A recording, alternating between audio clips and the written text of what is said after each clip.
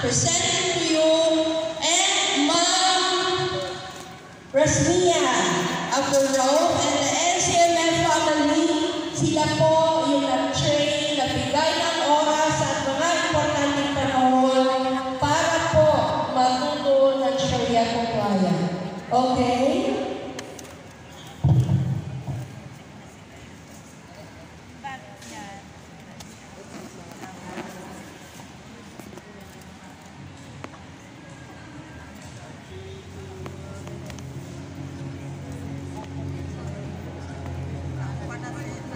And congratulations once again to our Sharia compliant chefs.